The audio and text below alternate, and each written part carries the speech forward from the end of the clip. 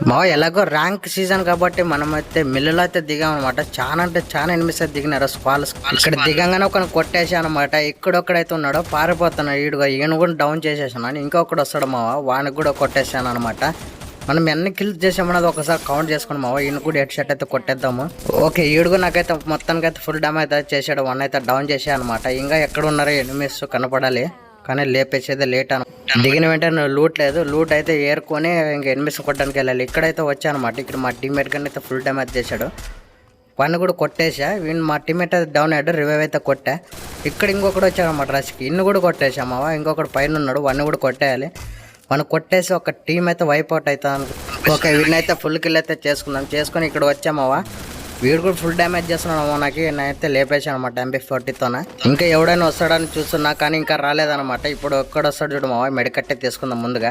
ఇక్కడ వచ్చాడు, ఇప్పుడే ల్యాండ్ అయ్యానమాట. ఇన్ని కూడా లేపేసా. ఇప్పుడైతే కార్ వేసుకుని ఒక కిల్లి పాప వస్తుంది చూడండి మావా, సూపర్ హీరో లాగా వస్తుంది ఏమంటే దాన్ని కూడా లేపేసా అనమాట. మనకు వచ్చాగదు మావా, లేపేయడమే ముందు.